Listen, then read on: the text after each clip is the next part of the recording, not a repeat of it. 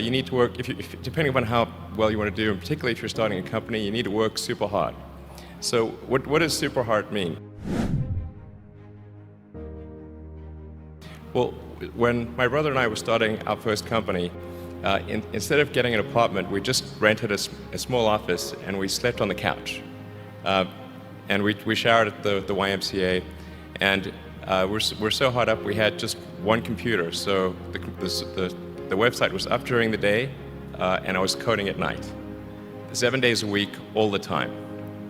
And I sort of briefly had a girlfriend, and in order to be with me, she had to sleep in the office. So work hard, like every waking hour. That's the thing I would say particularly if you're starting a company. And I mean, if you do simple math, you say like, okay, if somebody else is working 50 hours and you're working 100, you'll get twice as much done in the course of a year as the other company.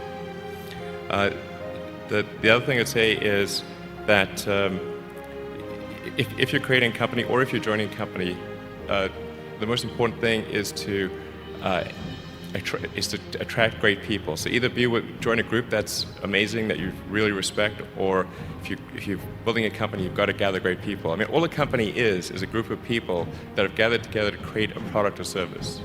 And so depending upon how talented and hardworking that group is, and the degree to which they are focused cohesively in a good direction, that will determine the success of the company. So do everything you can to gather great people if you're creating a company. Then I'd say focus on signal over noise. A lot of companies get confused. They spend money on things that don't actually make the product better. So, for example, at Tesla, we've never spent any money on advertising. We put all of the money into R&D and manufacturing and design to try to make the car as good as possible. And I think that's the way to go. So for any given company, just keep thinking about, are these efforts that people are expending, are they resulting in a better product or service? And if they're not, stop those efforts.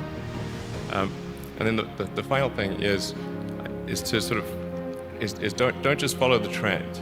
So you may have heard me say that it's good to think in terms of the physics approach of first principles, which is, rather than reasoning by analogy, you boil things down to the most fundamental truths you can imagine, and you reason up from there. And this is a good way to figure out if something really makes sense, or if it's just what everybody else is doing. It's hard to think that way. You can't think that way about everything. It takes a lot of effort. But if you're trying to do something new, it's the best way to think. And that framework was developed by physicists to figure out counterintuitive things like quantum mechanics. So it's really a powerful method. Anyway, so that's, and then I think that the final thing I would encourage you to do is, now is the time to take risk.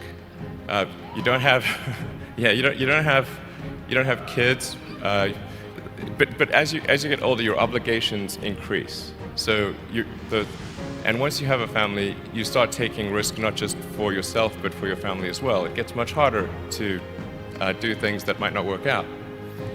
So now is the time to do that before you have those obligations. So I would encourage you to take risks now, to do something bold. You won't regret it. Thank you.